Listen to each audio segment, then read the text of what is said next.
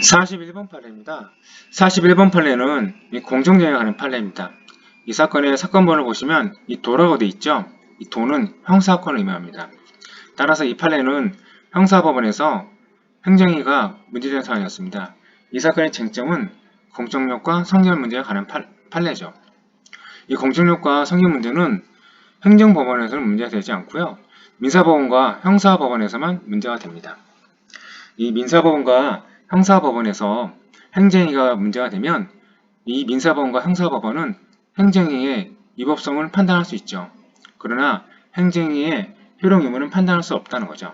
이 결론이 뭐냐면 민사법원과 형사법원이 행정위가 문제됐을 때 그 위법성은 판단할 수 있지만 그렇다 하더라도 행정위가 위법하더라도 행정위를 취소할 수는 없다는 겁니다.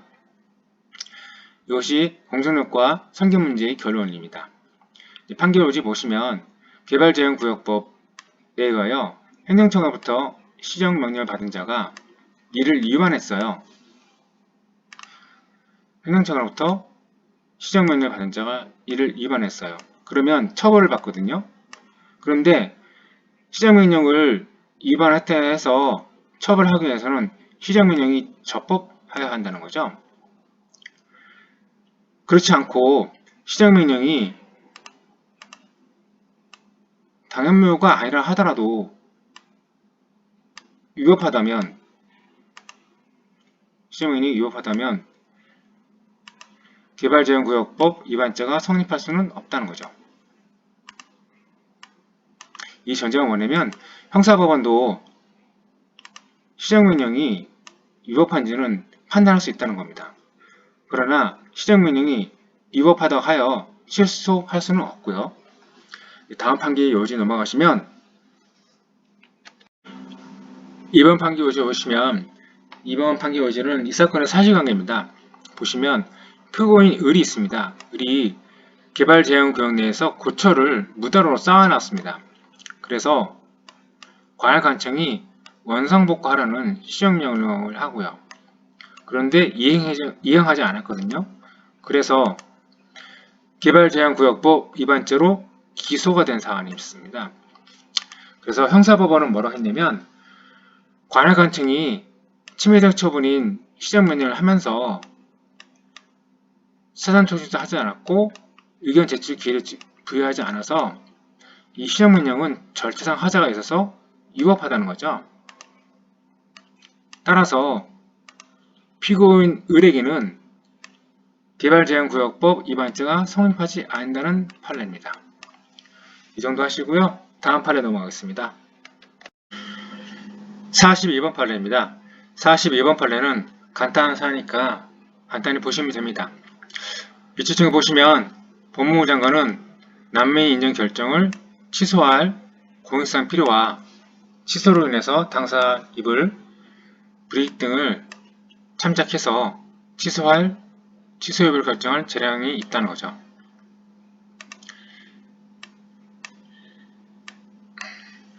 다음 판결 요지 넘어가시면 2번 판결 요지입니다. 이 사안에서는 당사자가 거짓 진술이나 사실 은폐를 통해서 난민 인정 결정을 받은 사안이거든요. 이런 경우에는 출입국관리법에서 어떻게 규정되어 있냐면 취소하도록 규정하고 있습니다.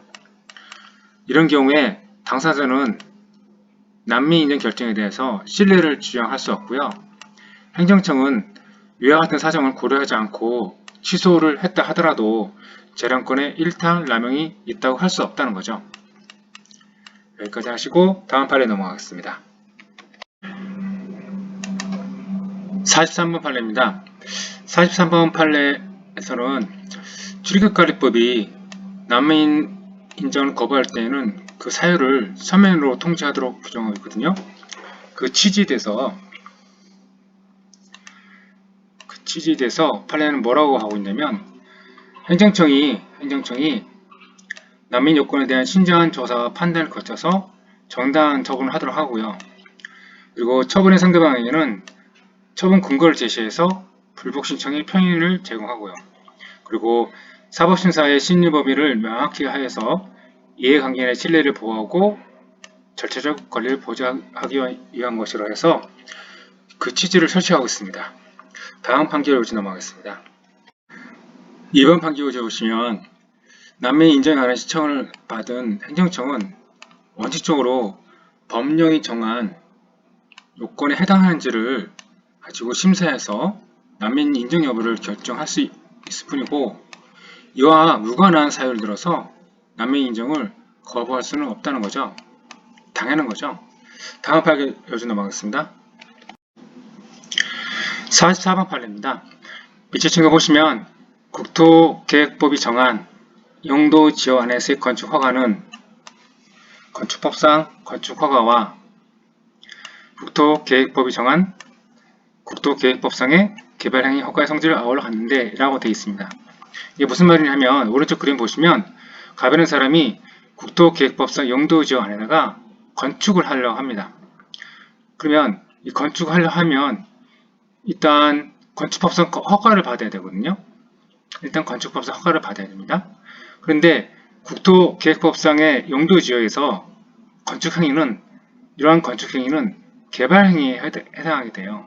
그래서 개발행위 허가를 또 받아야 됩니다.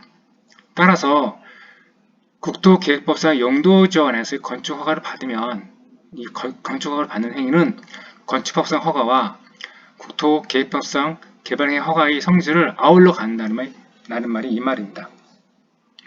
이 사건에서는 이 국토기획법상 개발행위 허가가 재량행위인지 기속행위인지가 문제된 사안이었습니다. 보시면 개발행위 허가는 허가 기준 및 금지 요건이 불확정 개념으로 규정되어 있다는 거죠. 따라서 그 요건에 해당하는지 여부는 행정청의 재량의 영역에 속한다는 거죠. 여기까지 하시면 되고요. 다음 판례 넘어가겠습니다. 45번 판례 보겠습니다.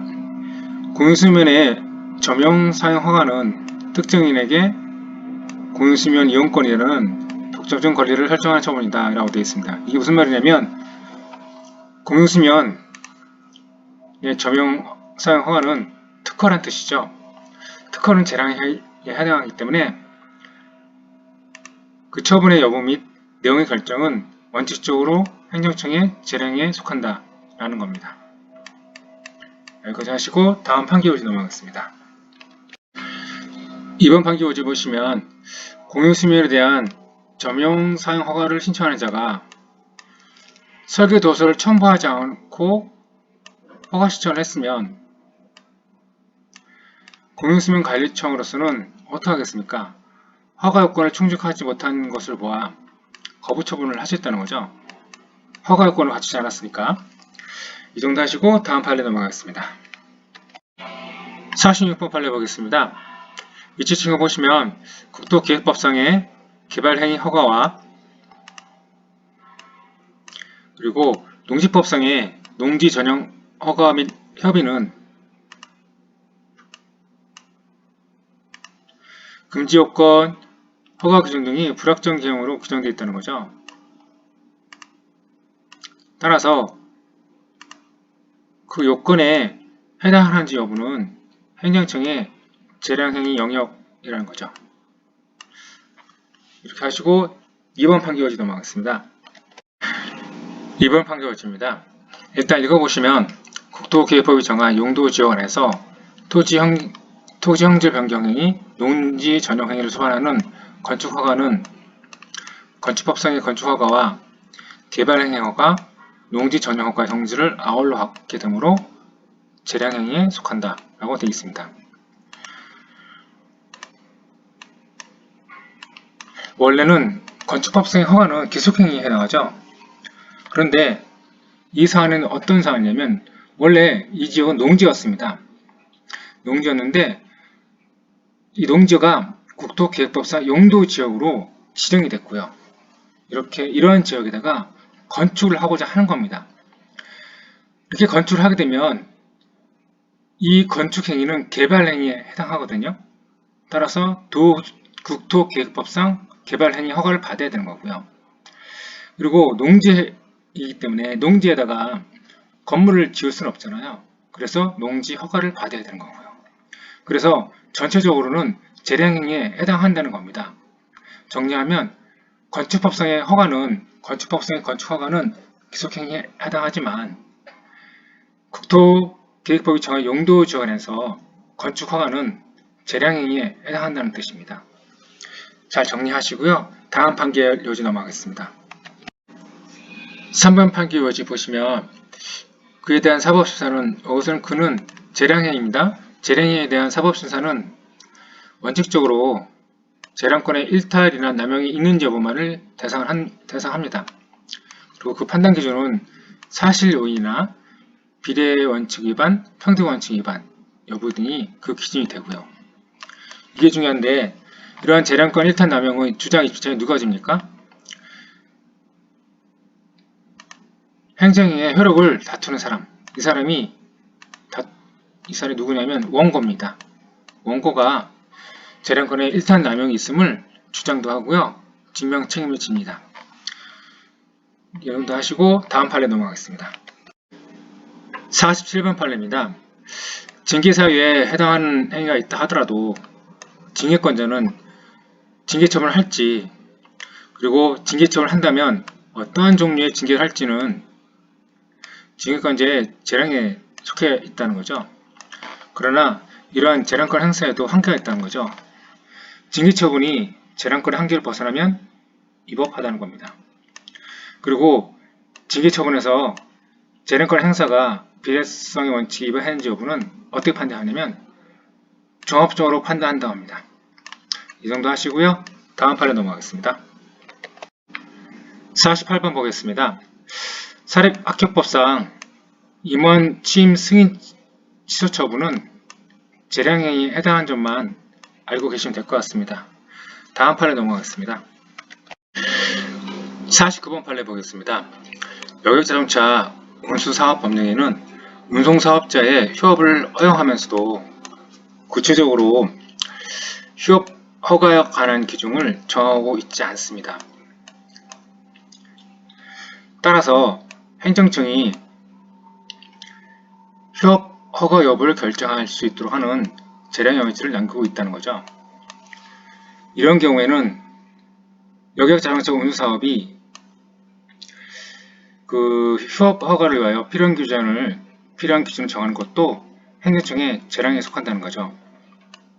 따라서 이러한 재량은 내부적으로 설정한 기준이 객관적으로 합리적이지 않거나 타당하지 않다고 볼 만한 특별한 사정이 없는 이상 그러한 행정청에서는 가능한 한 존중되어야 한다는 거죠. 여기까지 하시고요. 다음 판결요지 넘어가겠습니다. 이번 판결요지의 제목 보시면 설정된 기준에 따른 처분이 재량권을 남용하거나 일탈한 조치로서 위법한 경우라고 하고 있습니다. 판례는 이러한 경우를 두 가지로 설치하고 있거든요. 첫 번째는 뭐냐면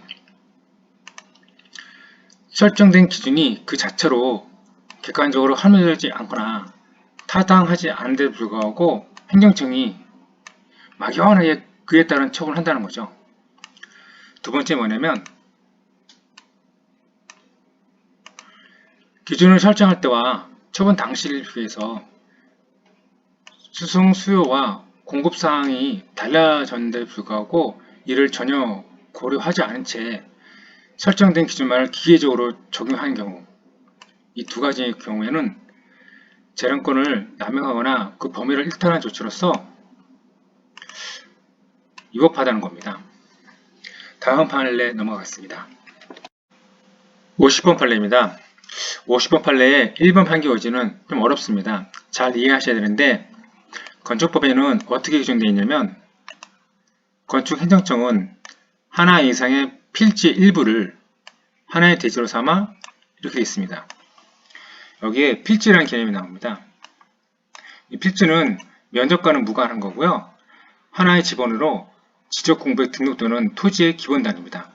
따라서 A 토지처럼 필지 면적이 클 수도 있고요. B처럼 필지 면적이 작을 수 있습니다. 그래서 A라는 토지가 한 필지잖아요. 여기 하나의 지번이 부여되고요. B라는 토지에 이것도 하나의 필지잖아요. 여기에 지번이 부여됩니다. 이 필지, 이 값은 뭐냐면 A라는 토지와 B라는 토지 중간에 C라는 토지를 사서 여기다가 건물을 지으려 하고 있거든요. 그러면 이쪽 면에서는 분필 A와 C를 분필을 해야 되고요. 이쪽 면에서 B와 C를 분필을 해야 됩니다. 분필하고 분필하고. 그리고 이쪽 면은 합필을 해야 됩니다. 그래야지 이 빨간색으로 된 토지가 하나의 필지가 되는 거죠. 그래서 이런 경우에 어떻게 규정되냐면 다시 한번 읽어볼게요. 건축행정청은 하나 이상의 필지의 일부를 하나의 대지로 삼아 건축공사를 완료한 후 사용 승인 신청할 때는 토지 분할 절차를 완료할 것을 조건으로 건축허가를 할 수 있다. 나왔죠? 이것을 토지 분할 조건부 건축허가를 합니다. 이러한 토지 분할 조건부 건축허가는 건축 신청하기에 앞서서 토지 분할 절차를 완료하도록 하지 않고 일단은 건축허가 신청의 편의를 위해서 건축허가에 따라서 우선 건축공사를 완료한 후에 사용 승인 신청할 때까지 토지 분할 절차를 완료할 것을 허용한다는 거죠. 이런 규정 취지는 건축허가 신청인의 편의를 위해서 토지 분할 조건부 건축허가를 허용한다는 겁니다. 그런데 문제 생기는 게 뭐냐면 보시면 행정청은 객관적으로 처분 상대방이 이행할 가능성이 없는 조건을 붙여 행정처분을 하는 것은 허용될 수 없죠. 이행 불가능한 조건을 붙여서는 안 된다는 겁니다. 따라서 건축행정청이 시청인의 건축계획상 하나의 대지로 삼으려 하는 하나 이상의 필지의 일부가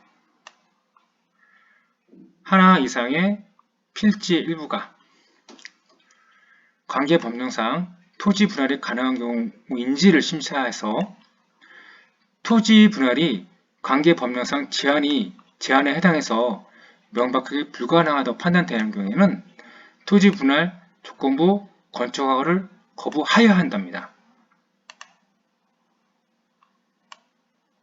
토지 분할이 불가능하면 당연히 토지 분할 조건부 건축허가를 허용해서는 안 된다는 취지 판례입니다. 이 판례는 아주 중요합니다. 잘 알아두시기 바랍니다. 다음 판결 요지 넘어가겠습니다. 2번 판결 요지 보시면 다만 예외적으로 이 토지 분할이 개발행위 허가의 대상이 되는 거 있습니다. 그런 경우에 건축행정청은 스스로 판단해봐서 토지 분할에 대한 개발행위 허가를 받기 어렵다 판단되는 경우에는 개발행위 허가 행정청에 전문적인 판단을 먼저 받아보라는 의미에서 토지 분할 조건부 건축 허가를 거부할 수 있다는 거죠. 여기는 또 거부할 수 있다고 합니다. 앞에서는 다릅니다. 앞에서는 거부하여야 한다고요. 여기서는 거부할 수 있다는 겁니다. 잘 구분하시고 준비하세요. 다음 판례 넘어가겠습니다. 3번 판결 요지를 보시면 그러나 이러한 사고가 아니라면 앞에서 봤던 1번과 2번 판결 요지에 해당하지 않는다면 건축행정청은 건축허가 신청이 건축법 등 관계법령에서 정하고 있는 어떠한 제한에 해당하지 않는 이상 같은 법령에서 정하고 있는 건축허가를 하여야 한다는 거죠. 이게 무슨 말입니까? 건축법상의 건축허가는 기속행위에 해당한다는 뜻입니다.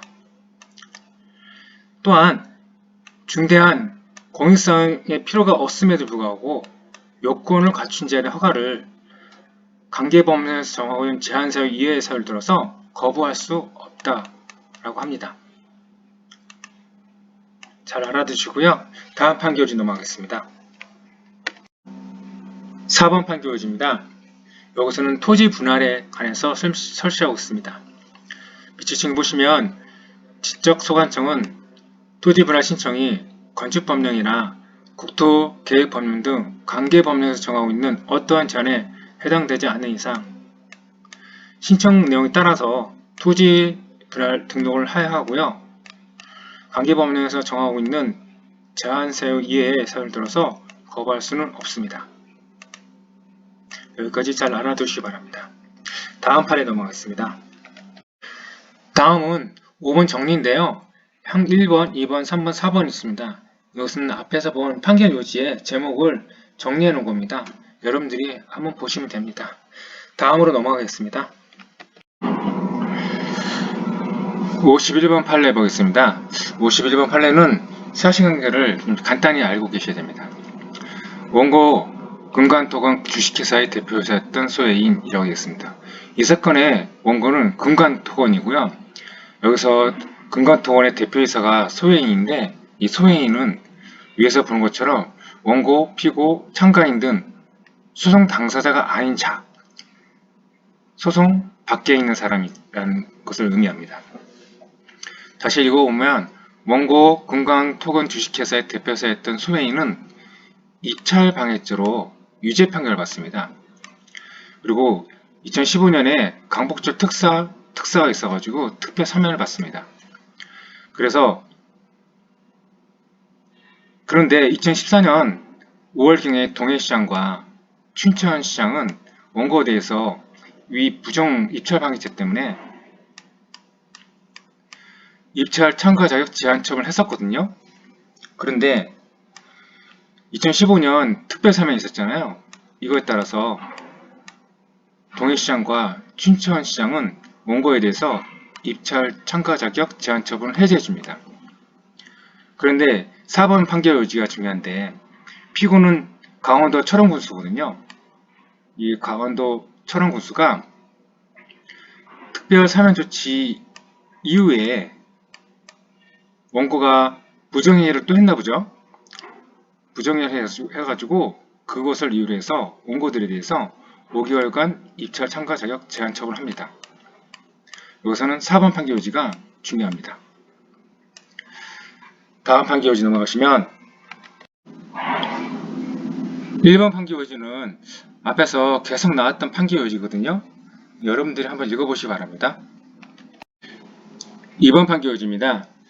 이 사건에서 원고는 뭐라고 주장하냐면 강원도 철원군수가 입찰 참가 자격 제한 처분을 특별 사면이 있기 전에 해주었으면 자기들이 특별 사면을 받아서 입찰 참가 자격 제한 처분 해제를 받을 수 있었다는 거죠. 그런데 피고 강원도 철원군수가 특별 사면이 있은 후에 입찰 참가 자격 제한 처분을 했기 때문에 자기들한테 부당한 결과를 초래했다는 뜻입니다. 그래서 이거에 대해서 판례는 뭐라고 하냐면 제목 보시면 특별 사면이 있은 후 행정청이 그 이전의 범죄 사실에 따른 입찰 자격 제한 처분을 한 경우에 처분이 지연되지 않았다면 특별 사면 대상이 될 수 있었던 사정만으로 입찰 참가 자격 제한 처분이 이어받아 볼 수 있는지 여부. 판례는 뭐라 합니까? 소극. 그렇지 않다는 거죠. 이유가 뭐냐면 특별 사면은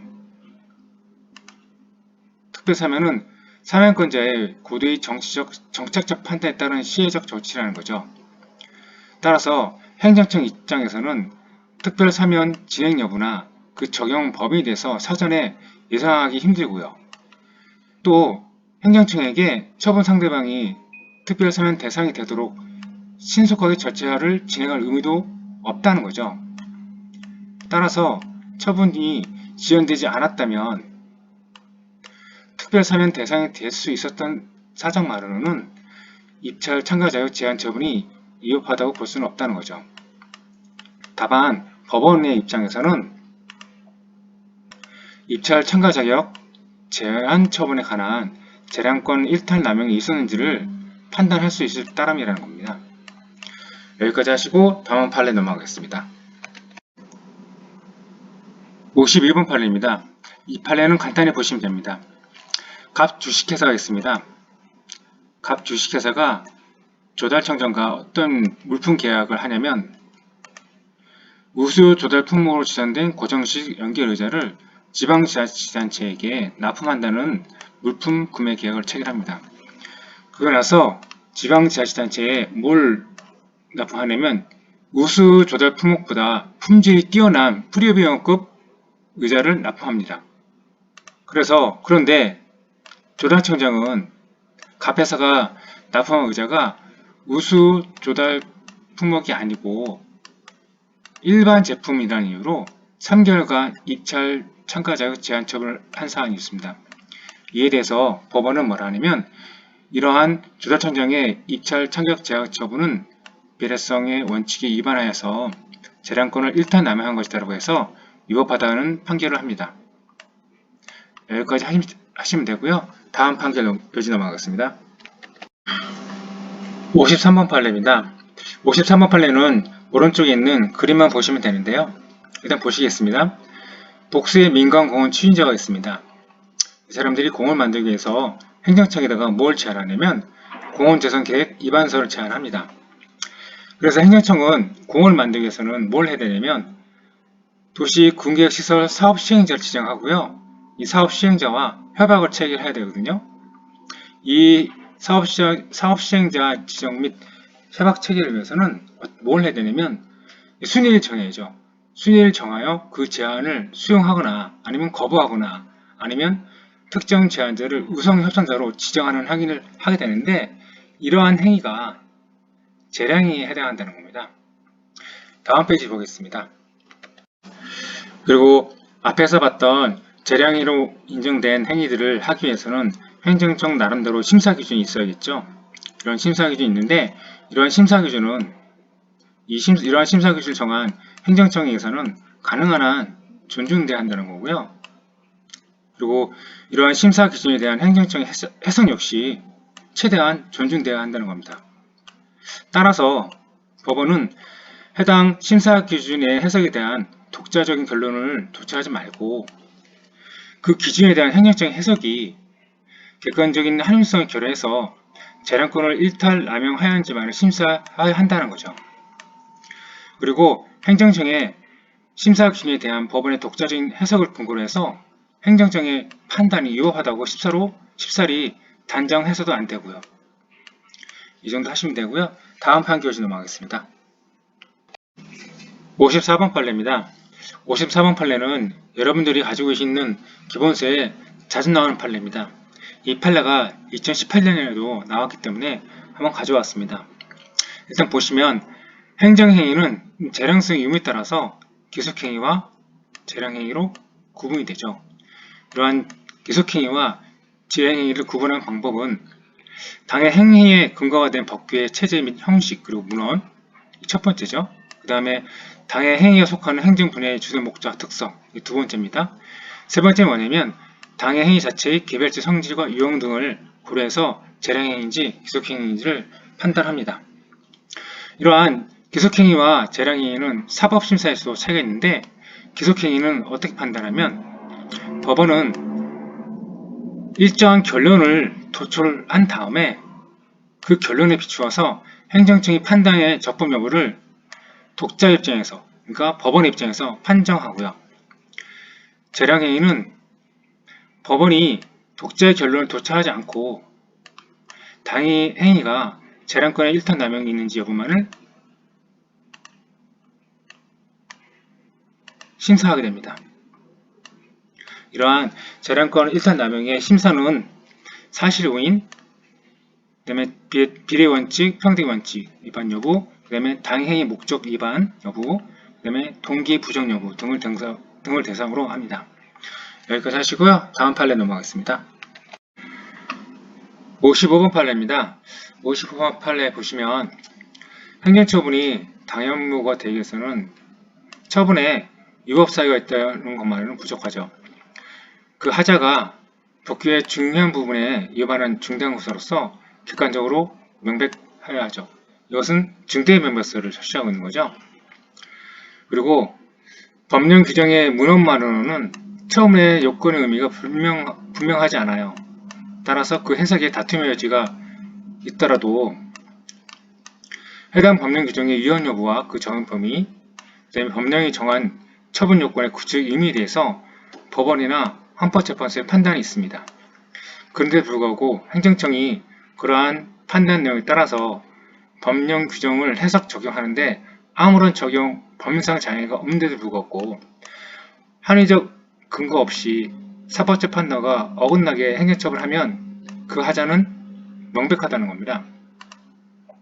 그 하자는 명백하다는 거죠. 이 말은 하자가 무효사유에 해당한다는 뜻입니다.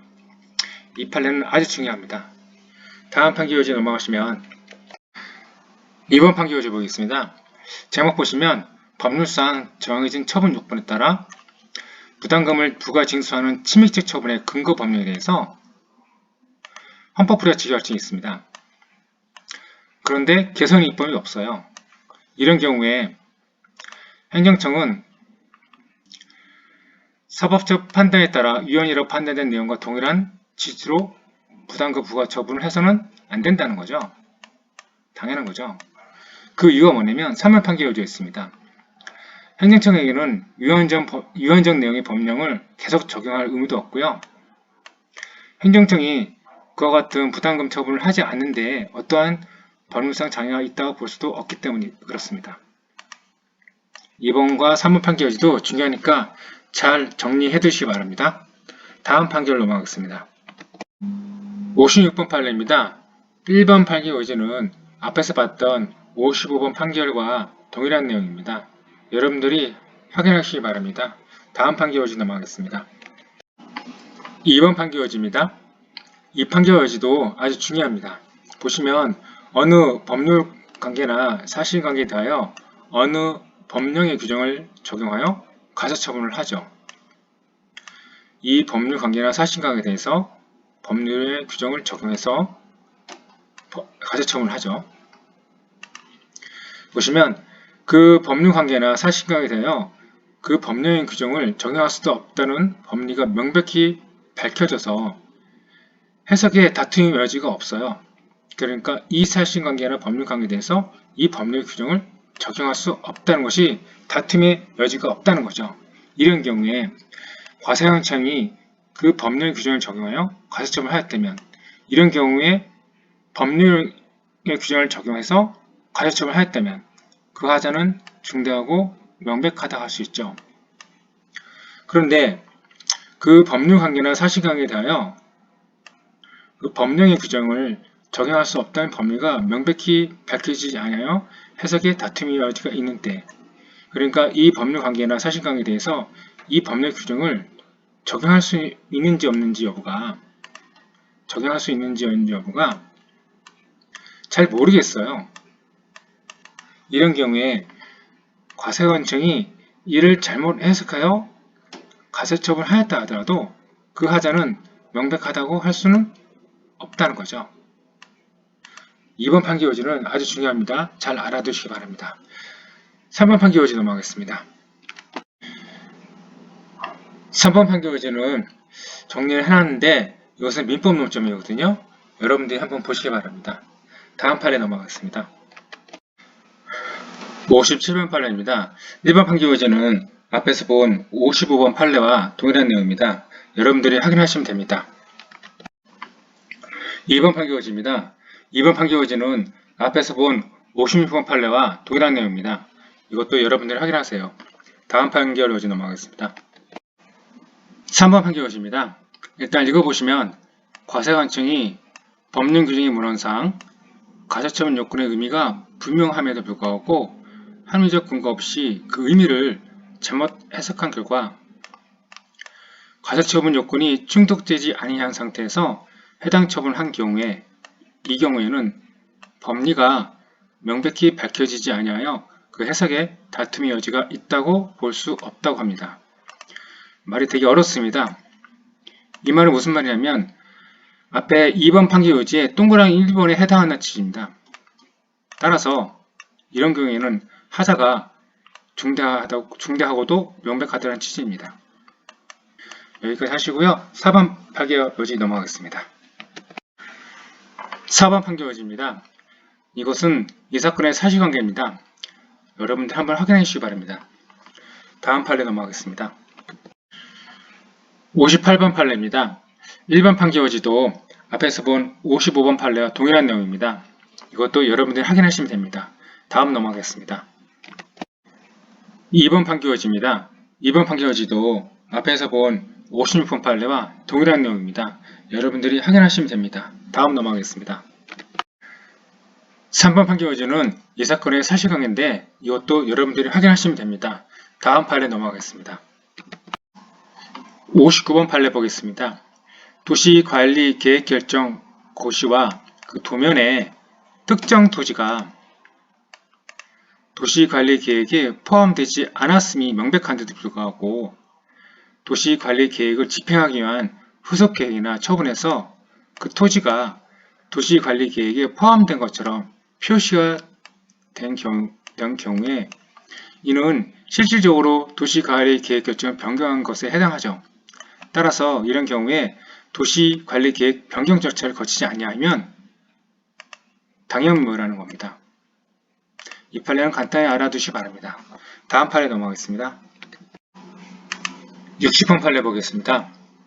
납세 고지서에 해당 본세의 과세 표준과 세액의 산출 근거 등이 제대로 기재되지 않았다면 그 징수 처분은 위법하다는 거죠. 그러나 납세 고지서의 세율이 잘못 기재되었다고 하더라도 납세자가 세율이 명백히 잘못된 오기임을 알 수 있고 정당한 세율에 따른 세액의 산출 근거를 알 수 있어 납세자의 불복 여부 결정이나 불복 신청에 지장은 초래되지 않을 정도라면 그러한 징수 처분은 위법하지 않다는 거죠. 1번 판결 의지와 2번 판결 의지를 잘 구분해서 알아두세요.